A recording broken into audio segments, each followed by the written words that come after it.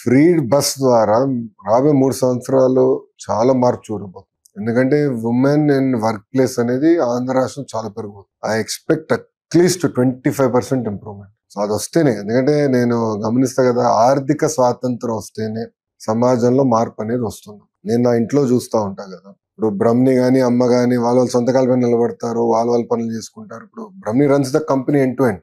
ఇంట్లో I'm depending on her to pay my credit card bills.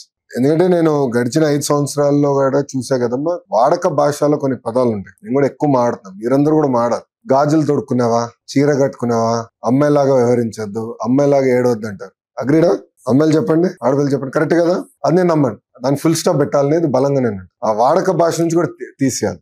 నేను స్త్రీ శక్తి launch చేసినప్పుడు నేను బాబు గారిని పవన్ కోరా, చట్టం తీసుకొద్దాం, సినిమాలో కూడా వాడకూడదు ఈ పదాలు. ఎందుకంటే cinema has lot of influence on society. So సినిమాలో వాడకూడదు, ఒకవేళ వాడితే ఆ సినిమా రిలీజ్ కాకూడదు, దాని తర్వాత మళ్ళీ అది తీయేస్తే సినిమా రిలీజ్ చేయొచ్చు అని. సో నేను బలంగా నమ్మేది ఒకటి, సమాజంలో మార్పు రావాలంటే కేజీ నుంచి ఇది స్టార్ట్, అంటే కిండర్ గార్డెన్ నుంచి ఇది స్టార్ట్ అవ్వాలి, అంటే అంగన్వాడీ నుంచి స్టార్ట్ అవ్వాలి. ఇప్పుడు first second class text book లో కూడా మీరు చూస్తే ఇంటి పనిలో చేసే ఫోటోలు ఉంటాయి, అంతా ఆడవాళ్ళు చేసే ఫోటోలు. అది ఇయర్ మార్చాం, 50-50 చేసాం, ఈక్వల్.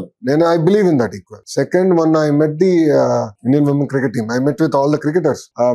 మన అమ్మాయి ఉంది, కడప అమ్మాయి, she's going to play for India this time. So అక్కడ వీఆర్ ఆల్ టాకింగ్. అప్పుడు కెప్టెన్ గారు ఒక మంచి మాట అన్నారు, సార్ మీ బుక్స్ లో స్పోర్ట్స్ సంబంధించి గల ఎంతమంది మహిళల ఫోటోలు నేను అడిగాను. కరెక్టే కదా? లేదు కదా? So I took lot of input. So అట్లా ఏంటంటే, ఒకటి మనం కంపల్సరీ ఇది కేజీ నుంచి పీజీ వరకు మహిళల్ని గౌరవించాలా, అన్నిట్లో సమానం అనేది ఒకటి. రెండోది, మీకు ఎప్పుడైతే ఆర్థిక స్వాతంత్రం అనేది వస్తుందో ఆటోమేటిక్ గా మార్పు అనేది మీరు చూస్తారు. ఎందుకంటే పాదయాత్రలో ప్రత్యేకంగా పెనుగొండ నియోజకవర్గం అనంతపూర్ లో కియా ఫ్యాక్టరీ ఉంటుంది. అక్కడ పాదయాత్ర చేసినప్పుడు చాలా మంది చెల్లెలు నన్ను కలిసారు. అక్కడ ఒక ఆమె చెప్పింది, ఆమెకి సుమారుగా 30 నుంచి 40 వేల రూపాయలు జీతం వస్తుంది. దాని ముందర ఏం చేసేవాడు తల్లి అన్న, హౌస్ వైఫ్ అని. ఇప్పుడు ఎలా ఉందంటే ఇల్లంతా నేనే నడిపిస్తున్నాను అన్నాను. చాలా గర్వంగా చెప్పింది. ఆ మార్పు రావాలి. మీరు మీ సొంత కాలం మీద నిలబడితే ఆటోమేటిక్ గా సొసైటీలో కూడా మార్పు వస్తుంది.